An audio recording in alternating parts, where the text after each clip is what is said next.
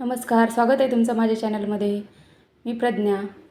तर आज आपण बघणार आहे भगरीचे उपवासाचे आप्पे कसे बनवायचे. त्यासाठी मी 1 वाटी भगर आणि 1 चमचा साबुदाणा 3 ते 4 तास भिजू घातलेलं होतं. याला आपल्याला आता मिक्सरमधून वाटून घ्यायचं आहे. त्यासोबतच लागणार आहे आपल्याला हिरव्या मिरचीची चटणी. त्यासाठी मी 3 मिरच्या, कोथिंबीर आणि जिरं मिक्सरला वाटून घेतलं. इथे 1 बटाटा, कच्चा बटाटा मी किसून घेतलेला आहे. यामध्ये मी मिरचीची चटणी घातली आणि यामध्येच आपण आता भगर आणि साबुदाण्याचा पेस्ट घालून घेणार आहे. हे छान मिक्स करून घ्यायचं. मिक्स करून झाल्यावर याच्यामध्ये शेंगदाणे आणि कोथिंबीर तसेच चवीनुसार मीठ घालून 2 चमचे दहीसुद्धा याच्यामध्ये मिक्स करून घ्यायचं आहे. आता इथे मी आप्पे पात्र गरम करायला ठेवलं.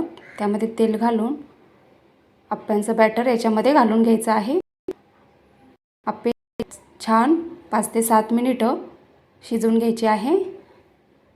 बघा 5 मिनिटानंतर किती छान याला गोल्डन रंग. दुसऱ्या साईडने सुद्धा याला चांगलं शेकून घ्यायचं आहे. रेसिपी आवडली असेल तर माझ्या चॅनलला लाईक करा, शेअर करा आणि चॅनलला सबस्क्राईबसुद्धा करा. असे तयार झाले आपले भगरीचे उपवासाचे आप्पे. हे आप्पे शेंगदाण्याच्या आमटीबरोबर तुम्ही खाऊ शकता. शेंगदाण्याची आमटी कशी बनवायची तर भाजलेले शेंगदाणे घ्यायचे, 3 ते 4 हिरव्या मिरच्या आणि कोथिंबीर घालून मिक्सरला वाटून जिऱ्याची फोडणी देऊन घ्यायची. 5 मिनटं होऊ द्यायचं. अशी तयार झाली शेंगदाण्याची आमटी. खूप छान लागतात. तुम्ही करून बघा आणि मला कमेंटमध्ये कळवा.